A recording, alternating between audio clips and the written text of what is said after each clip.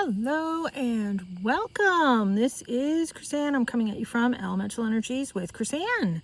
We are going to be making a polymer clay slab using all these different colors. This is one of my favorite ways to make a polymer clay slab because it's so easy.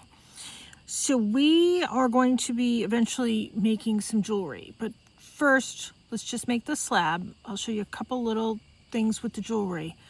So I am using Sculpey. That's the company that I'm using. So it's between Soufflé and Primo. And yes, you can mix them. You can mix companies of clay. You can mix different types of clay, all that type of stuff. Even if you have a little bit of Sculpey 3, you can add that into this, but I do not like Sculpey 3. It doesn't hold up, it doesn't stand up, especially if you're making jewelry. It cracks very easily. But for this technique, this is probably one of the only techniques, you can add a little bit in, not a lot, but a teeny little, like one color. So let's go through all the stuff I have here. So I have Sculpey Soufflé White, and I have a tissue blade. Let me just clean that off a little bit. Hold on. You need a tissue blade when you're doing clay. Oh, and I'm working on a tile. So let's open this. We're going to take a little bit of the white.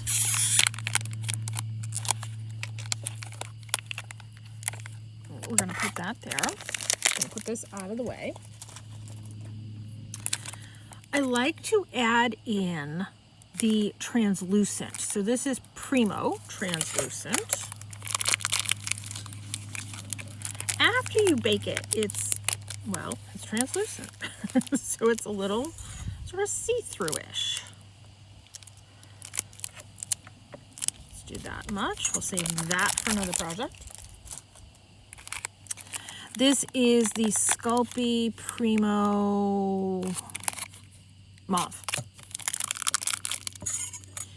Now, you might notice these are not pre-conditioned. This is why I like this technique. Sculpey Primo Peacock Pearl. So there's a little bit of shimmer in this one. Just kind of slicing the amount I want. There's a little bit of mica in that one. I know the sun is weird position, but it will shift. Sculpey Primo Turquoise.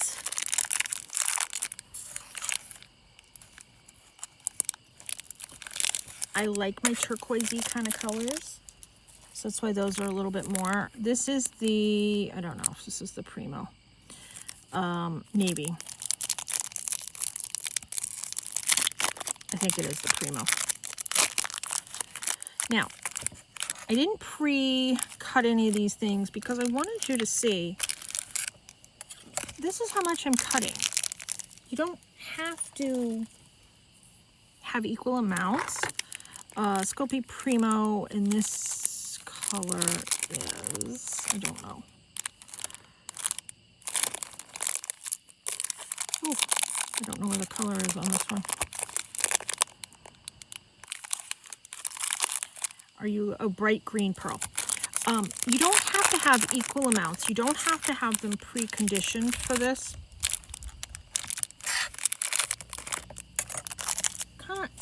Do the amount that you want. Now this is the last one. Sculpey Primo Mint Green. So I like my turquoisey kind of colors. So those are a little bit more in this blend. Okay, all this is out of the way. And this is what you do. You take your clay and you just start slicing it. This is why you need a tissue blade for this one.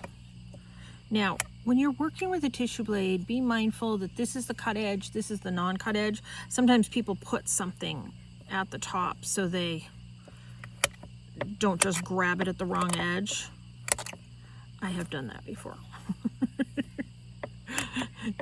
You do that probably 2 or 3 times before you learn, if you're me. So I just need these in smaller pieces. I don't need them even. I don't need them equal. There's no uniformity here. You don't want uniformity. Now, my tile is a little dirty. I've been making these all morning and I didn't video all of them. I didn't video any of them. I'm videoing this one. Just because I needed to just sit and make some. I don't video everything I make,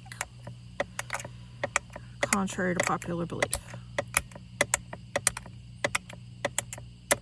Sometimes I just like to turn on my music and be in nature. Let's move that over there. This is the translucent.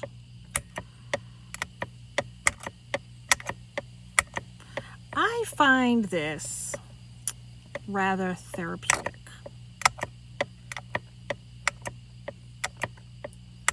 Just gently kind of cutting these. It's about the process.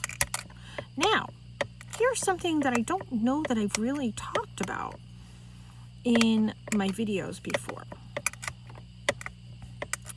I am a Reiki master teacher, and I have been doing Reiki, oh gosh, it's 25, 30 years. I've been doing Reiki, and I teach people how to do Reiki. So what is Reiki? Reiki is the universal energy. It's a healing energy of love and light. There are many people that were Reiki master teachers, Jesus, Buddha, etc. It doesn't go with a certain religion. It doesn't go with a certain belief system. It is universal. And it is kind of how I stay moving. I have the third most painful disease in the world, Ehlers-Danlos syndrome. I am allergic to painkillers. So, of course, I do not do painkillers. I can't, unfortunately. I do Reiki. Reiki is an energy that can come through my hands. It almost is like your hands feel warm. So people have described it in the past as, you know, when you're a child and you fall and you get a boo-boo and your parents will sort of kiss it all better. Believe it or not, that is a form of healing energy. It's not for everybody, and that's fair. But what I'm getting at is I Reiki everything I make. So every product that I make has Reiki energy within it. And if you choose to accept it, that is perfectly fine. If you don't choose to accept it, that is perfectly fine. People have told me, oh my gosh, your jewelry or your journals or whatever, there's such a good vibe, there's a good energy to it. That's why. That's what I'm doing. So there are times that I just like to craft and enjoy the Reiki energy, enjoy the process. I enjoy all of that. I am infusing everything I make with Reiki energy, and you don't have to accept it. Perfectly fine. Do I say everything has Reiki in it? I think I do. I think that's something I say when I sell my products. Once you're a Reiki master teacher and an artist, Reiki's in everything that you do. I Reiki the food I make. When my son was younger, he would say, oh, this tastes good. I can tell you cooked it with love. And he knew it was Reiki. that was within it. My son is a Reiki practitioner level 2. And there were times where if I made something and he just didn't like it, he's like, yeah, you didn't put love in this one. That's fair. Sometimes we cook and we're not exactly happy we're cooking. That's fair. I'll give you that. But yes, when I cook, there is Reiki in what I'm cooking. I want that energy within the food, within our bodies, etc. And of course, I'm always very thankful to the animal. There's Reiki there for that situation as well. Or the plant, or the tree, or the shrub, or, you know, whatever. Everything has energy. And this is not political. This is not religious. This is just kind of how I do things. And, you know, power to you if you do things differently. We all do things differently, and that's kind of what makes the world go round. I can appreciate that. Okay, last color. So you can see my sort of rainbow here that I have going on.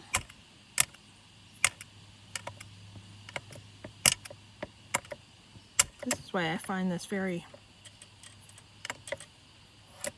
therapeutic. Every once in a while I see little hair in my clay. I have long hair and I have a dog.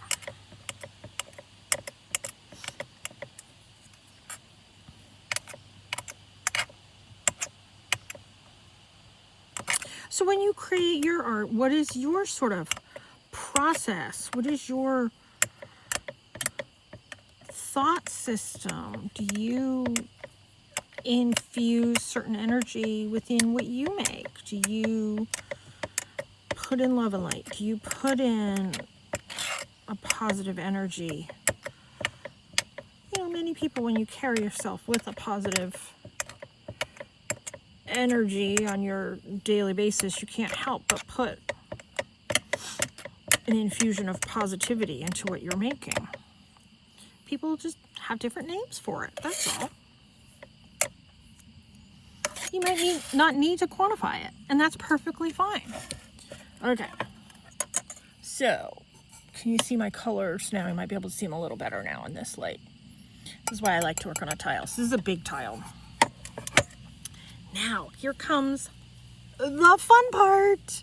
We're gonna pick a little bit of this, a little bit of this, a little bit of this, a little bit of this, a little bit of this one, a little bit of this one, a lot of bit of this one. Kind of squish it together. Here's what I do to make sure it sort of evens out. I flip it over and I reverse it.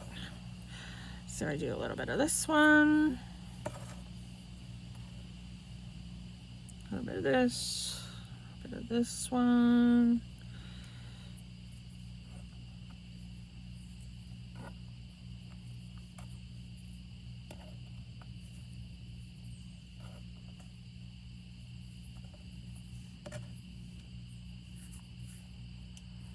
And I just kind of keep going with that. Flip it over, reverse it. This is how I sort of, in my mind, get it even. I don't know whether I actually do or not, but in my mind, this is how I do it.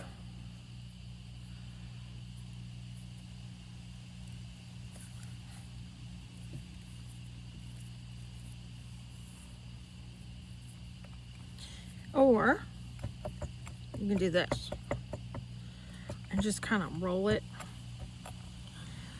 Pick up clay, keep rolling.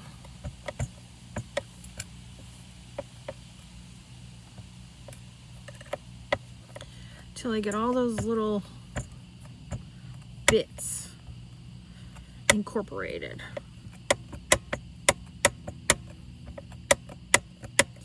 This is a process. This takes a hot minute.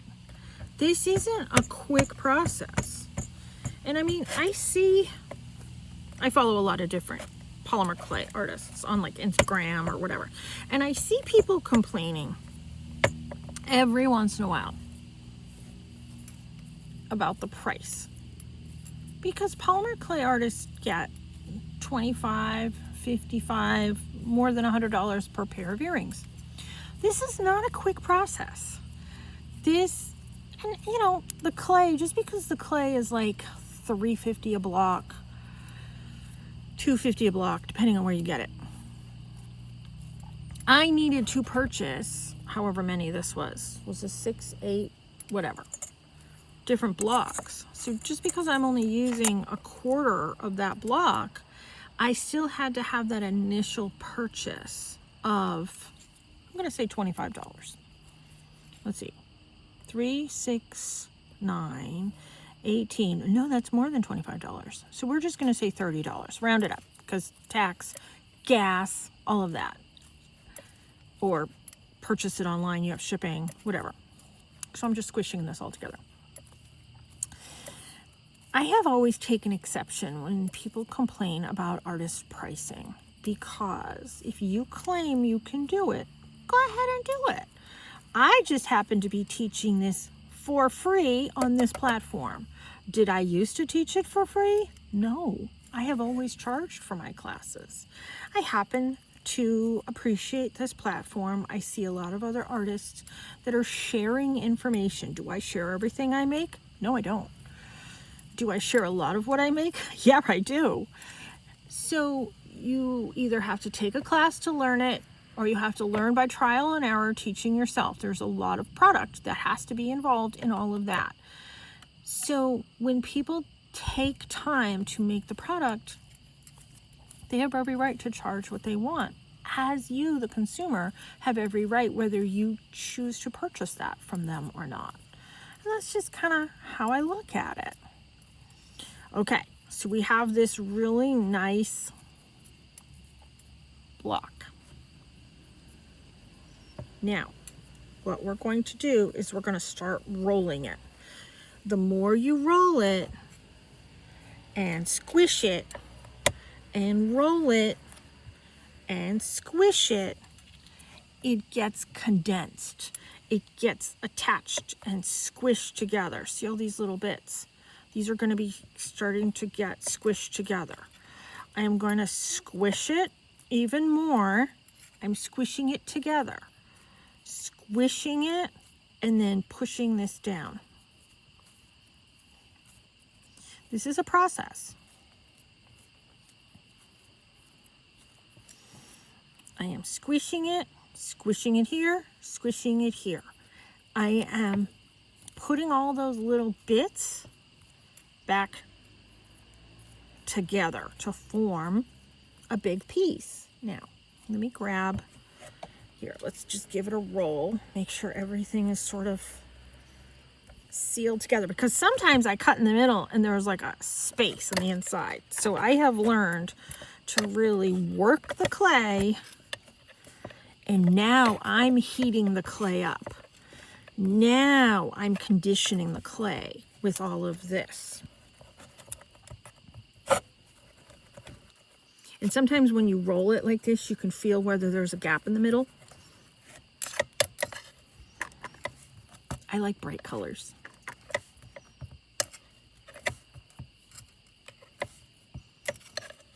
Squish it all back.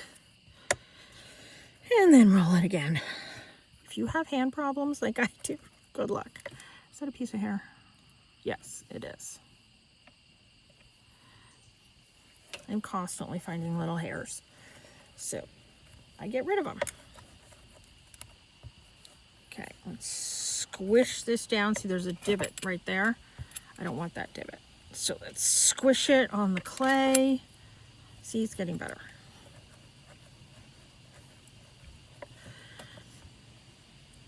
You know, some things I don't mind prepping ahead of time. You can't prep this ahead of time. I wanted to show you in real time the reality of this. Just get those little, I can't tell if they're hairs or not, but we'll get rid of them.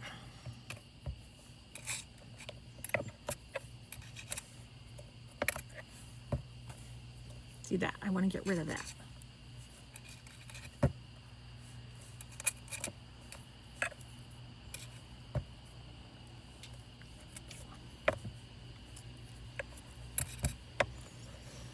So by showing you this in real time, you'll know if you go to make this or when you go to make this. This is the realistic view. I mean, I've been doing this for over 20 minutes right now. I mean, yes, I talked about the clay.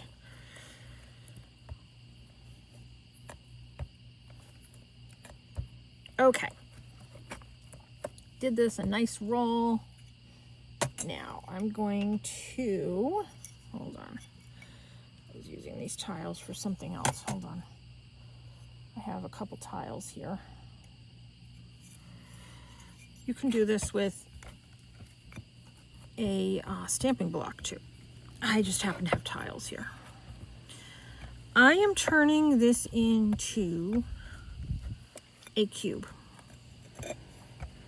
It's easier to cut a cube and put it together to create a slab than it is a cylinder.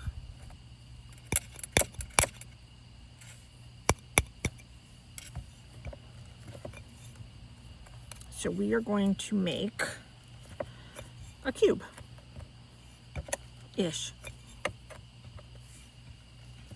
It's excited. 4 long, 2 short.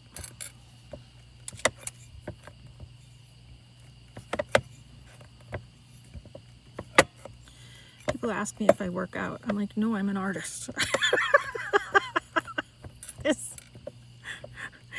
This is my workout. Any of you occupational therapists there know? This is a workout. Physical therapists can tell this is a workout. Okay. This is what we have. I hope you can see the colors okay. I know the sun is like doing funky things setting. Okay, so let me get this cleaned. These ends we are not going to add into our slab, but you're going to see what we're going to do with that later. I need to take a drink. Hold on.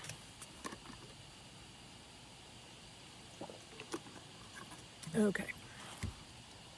I always keep water handy. Now,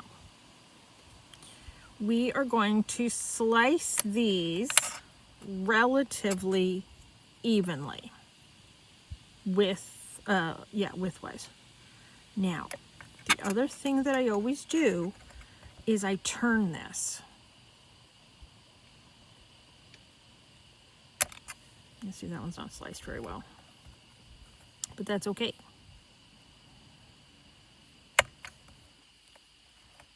They have tools to help you like mark the thickness of your clay. For years, I've been saying I need to invest in one of those.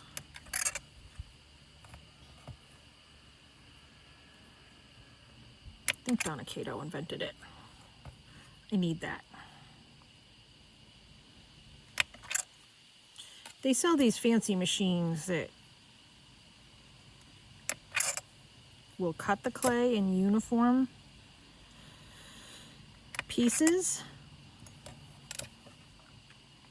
I don't make clay enough to justify buying one of those. Every time I cut the clay, it squishes this. This is why I am turning it. See, it's squished. Because if now I turn it this way, it's going to squish the other way. If I turn it this way, it's now going to squish this way. So that's why I keep turning it. You can see how pretty it is.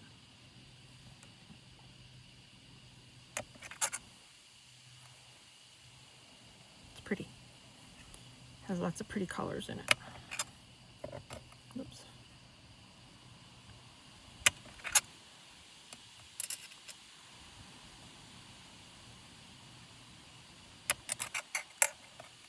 Let's see. I don't know if I can get one more out of this.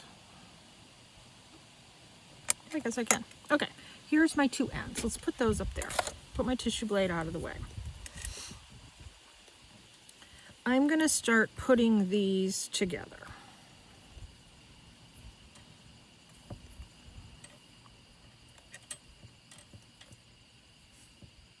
You can see they are not all uniform. They are not all even. But I am kind of squishing it.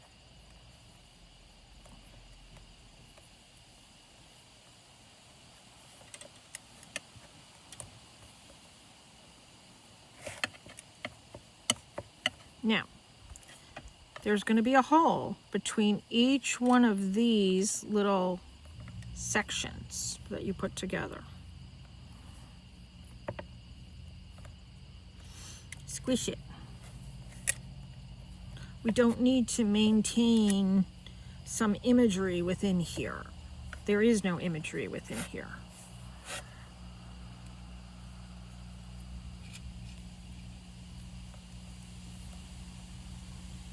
And I'm flipping them. So some I'm doing this way, some I'm doing this way.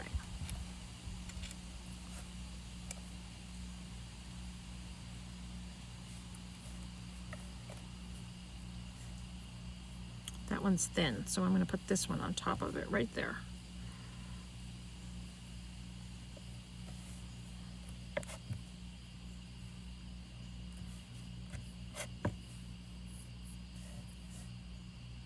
That one's kind of thin, so let's put that one sort of on top. This one's thin, so let's put this sort of laying on top as well. And this. Now, actually, maybe just put that one there. These little corners where they match, I'm ripping pieces off of those ends and I'm just putting it in there.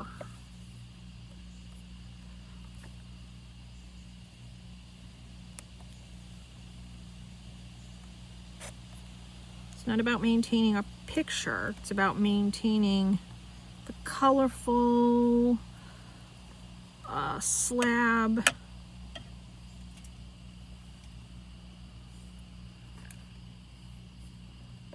Let's see, we'll hold that little bit. Okay, now I have an acrylic roller that has clay all over it. Yeah, I'm just taking my fingernail and just kind of rubbing it all over that for my last project. Okay, so we are going to roll this, and I do long rolls. I'm looking and seeing, are there any holes that I need to add that other little bit of clay into?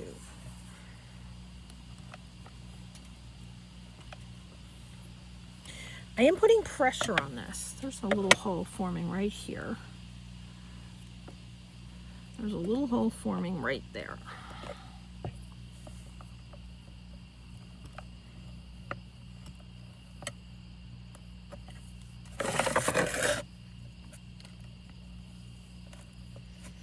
I am putting a lot of pressure on this as I'm rolling it.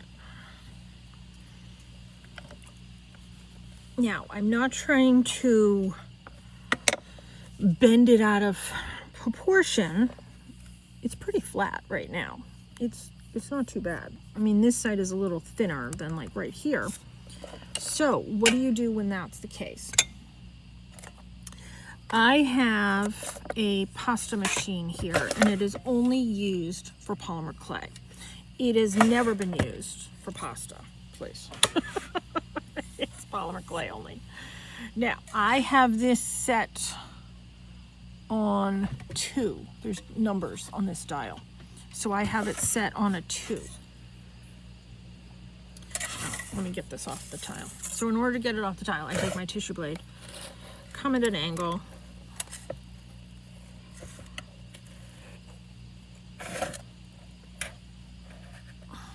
and I'm peeling it off the tile. See? Okay, let me move that out of my way. So what I do is I just put it,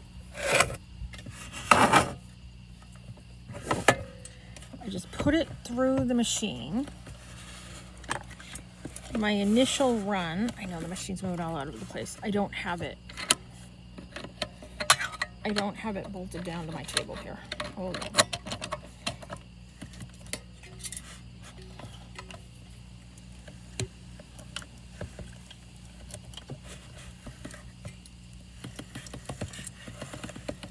There. Now, this is a uniform thickness.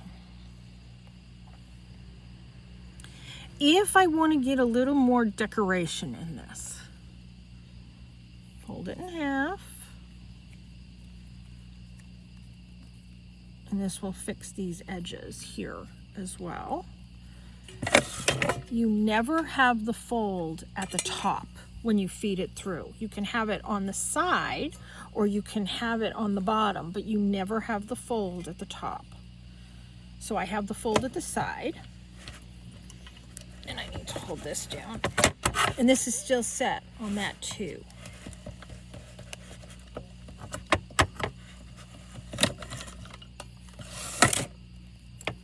Isn't that pretty? Let's see. Let's fold it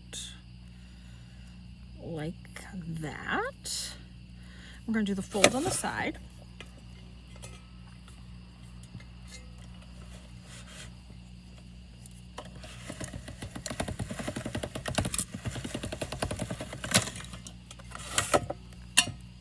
There. Look how pretty that is.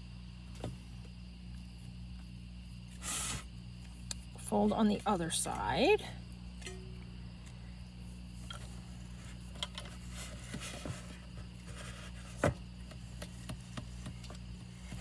This is my outside setup, so I don't have the clay machine attached. Whew, this is a workout. Fold this again. Have the fold on the side.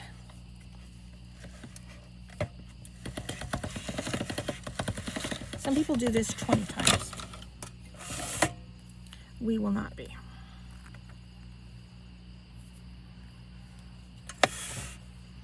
I'm putting the fold at the bottom.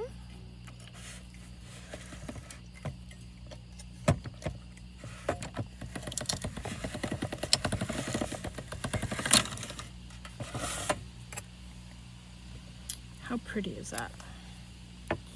Okay, I'm good with that. We're going to stop here. I don't have the patience to do it 20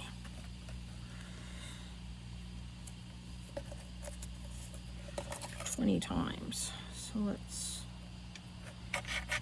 cut this in half. I mean, even if you look in there, the layers, it's so pretty.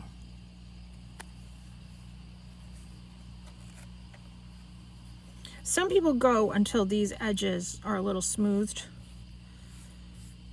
You know what? I am gonna do this one another time.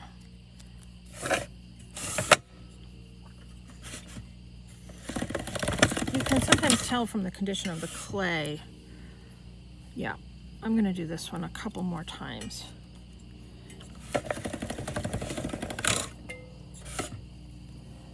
Ooh, that's pretty. Very pretty. All right, let's do this one a couple more times.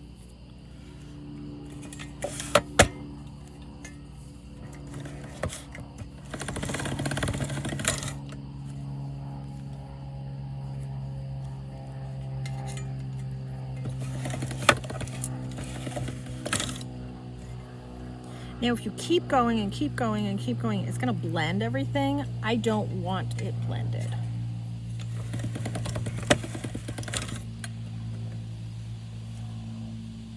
Actually, that's really pretty. Oh, that's really pretty too. All right, why don't we just work with this one for right now? And what I have is I have a container of cornstarch. Now I bought a special thing to hold my cornstarch. If you think I can find it, I don't know. I don't know where it is. So, I have some silly ones that I need to do, and I have some pretty ones that I need to do. So all of these I got off of Temu. So this is the one that we're going to do. So it looks sort of like a sunset. So I have this container of cornstarch. It was what my polymer clay cutters came in. So I stamp it in a pile of cornstarch, and then I stamp it off over here. Make sure it's out of all of the sections, and it is. So we're gonna stamp this. Now I push down. Some people take a stamping block and push it on top of their clay cutter. You can do that.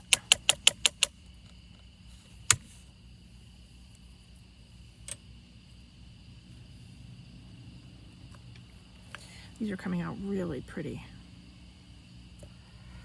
You know what? I think I'm going to do a few more. Let's do some down here, because that's pretty.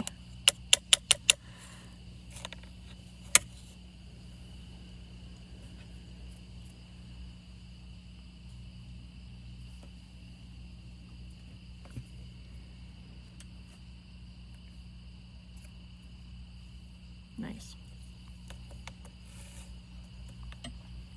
You know, these are already looking super pretty with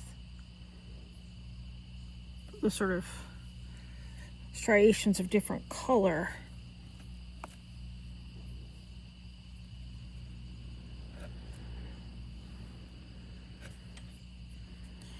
You know what?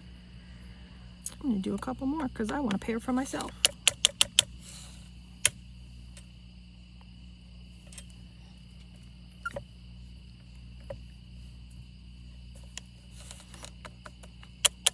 So just like you're stamping with ink, you put the stamp in the ink every single time you stamp it. With this, with the clay cutter, you put the clay cutter in the cornstarch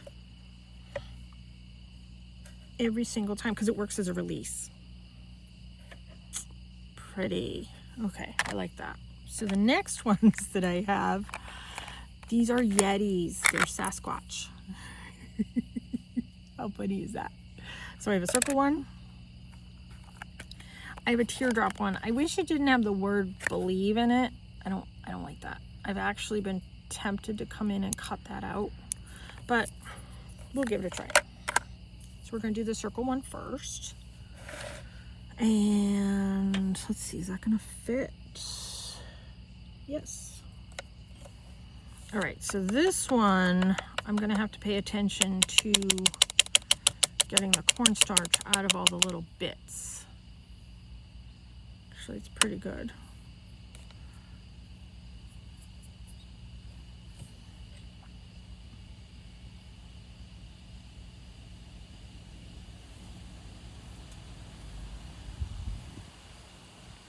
I'm giving this a really good push. You know what? Let me use the container. Whoa. That wasn't good. Okay. Oh, I love it. Okay, we're gonna make a bunch of these.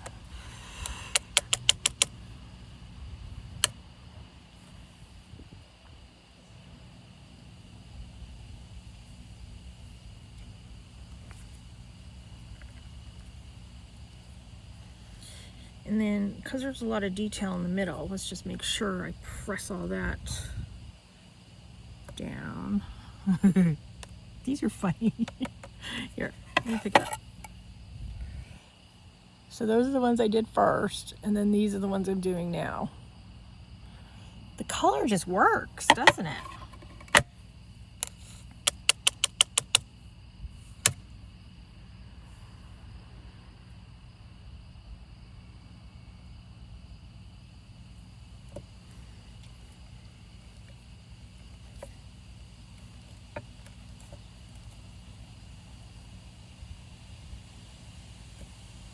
There, and then let me do one more right there.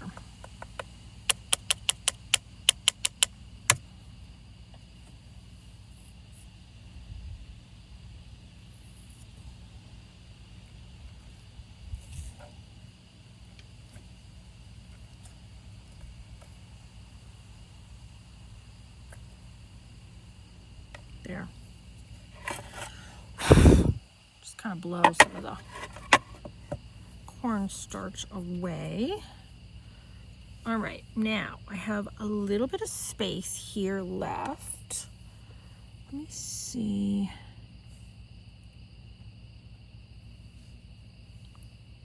Okay, I think I do have space to do 2 of the Believe Yetis.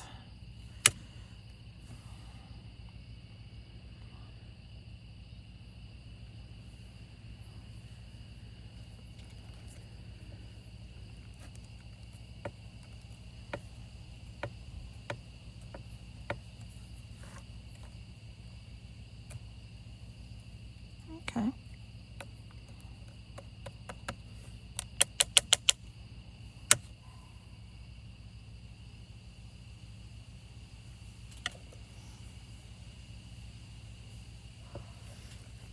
I just kind of place it there while I sort of see where is it gonna fit.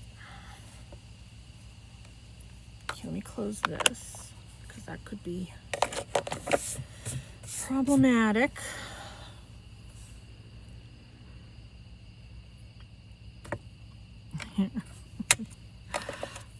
All right, let me put these back in their container. I get them in these containers when I buy them from Temu. I kind of like the containers. I don't know. Okay, now, what do we do now? So now we have to take it from here and we're going to place it on a tile. I bake everything on tiles. Now, all of this clay that I'm removing from the edges, reform it, reuse it. I can probably get, I don't know,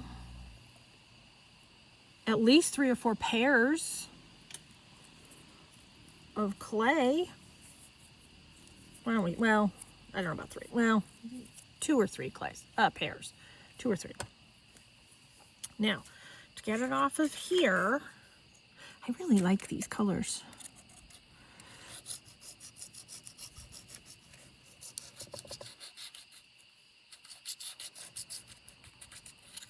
Let me stop right there. So you see the edges. I don't like the edges like that. I come in. Well, first of all, I have to blow away the cornstarch. But I come in on these edges and I smooth them out. Sometimes there's clay that comes off. That's why I don't want that tray below this.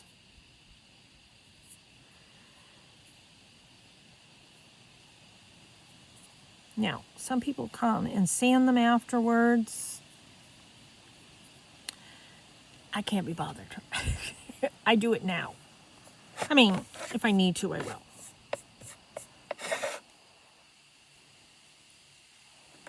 And then when I'm baking, because I'm baking this on a tile, the back is going to be flat. Throw away that cornstarch. Now, there are companies on Instagram that say they sell polymer clay cutters that cut it perfectly, that you never have to deal with all these little bits on the edges. I have been very tempted to get those because that sounds good to me. There's a little piece right here. I just want to smooth that out. And I smooth it out with the back of my fingernail. You can use whatever tool that you have. You know, we have all of these different like wax tool things all around, or resin tools or whatever. Just putting that on my tile. Now this one has a little piece right here. I'm going to stick that to that leftover clay bundle. I really like the colors in these. Now, these are going to cook according to manufacturer's instructions. This manufacturer says 275 per however the thickness is depending on how long you cook it for. I cook all of mine for an hour. I tent it with a piece of tin foil that I gently lay over it. And that way, if there's white in any of my clay, it doesn't burn. A lot of times the white can burn if you don't have it tented with tin foil. This one has some bits that I'm not getting off here.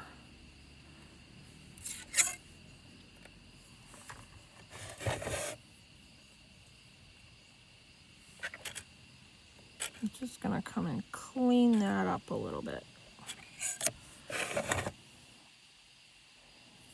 There, I like that a lot better. And don't squish down too hard.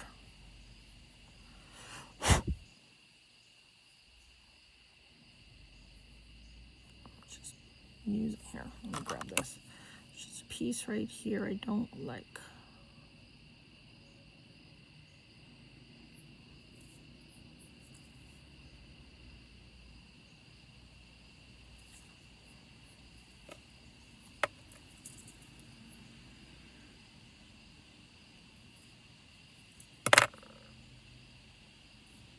Okay. Now by putting it through the pasta machine, it gives it uniformity and thickness, so it looks like a professional pair of earrings, or whatever it is you're making. I'm making earrings.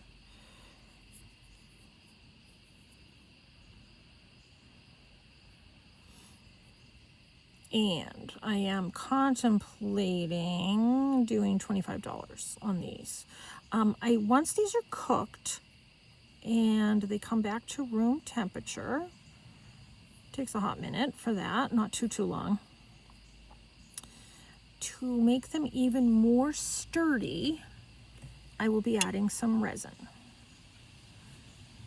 So because I am spending a lot of time on these, to me 25 seems fair.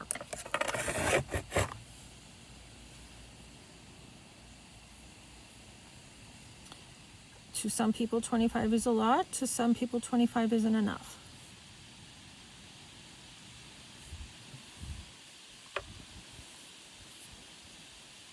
I look at it as, can I sleep at night knowing what my prices are? Is my supplies, time, is my list of things that I need to cover being covered? Just gonna smooth this out with my fingernail.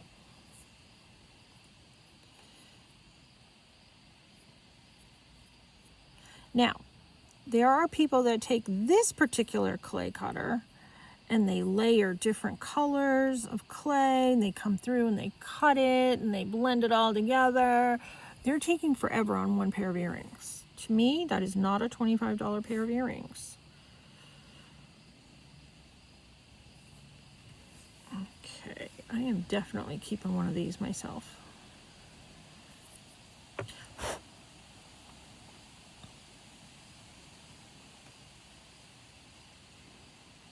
Now, in order to turn these into earrings, once they're dry, come back to room temperature, I take a drill and I drill a hole in the top. That's what I mean. These are not a 2-second project.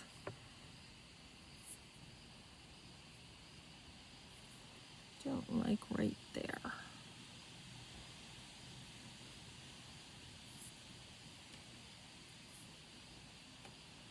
And there are people that, like I said, come in and sand,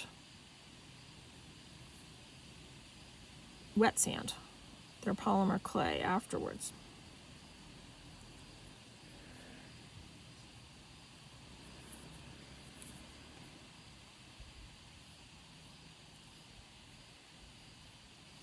These can be a lot of work. But how cool are they? I mean, really, that's cool. Get rid of these little bits.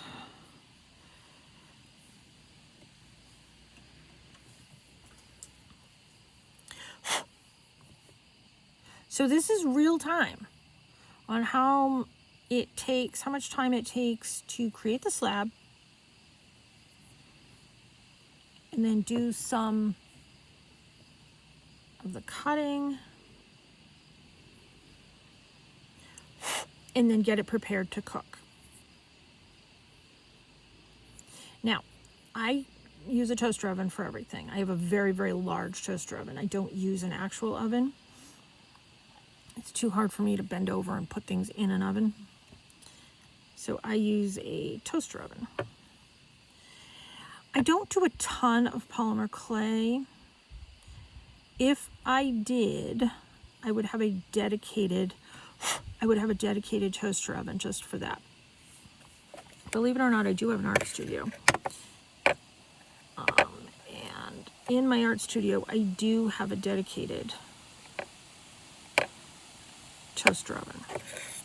So that's what we created today.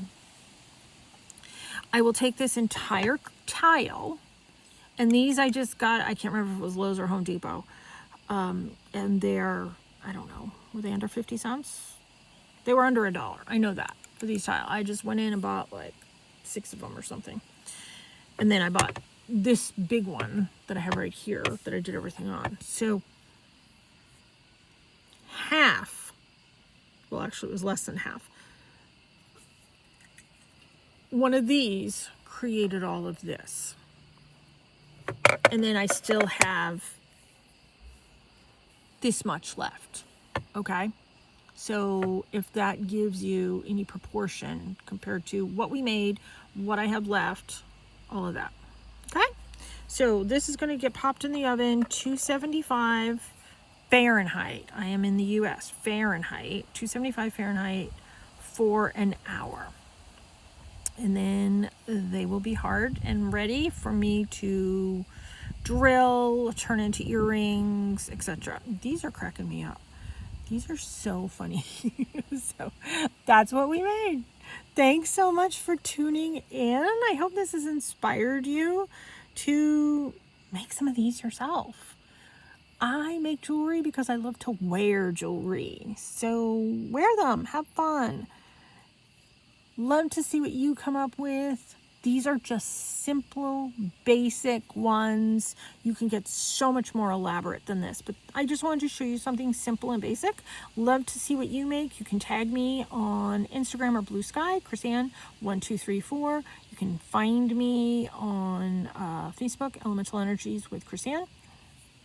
These will be for sale September 27th of 2025. I'm doing the Enlightenment Expo in Portland, Maine.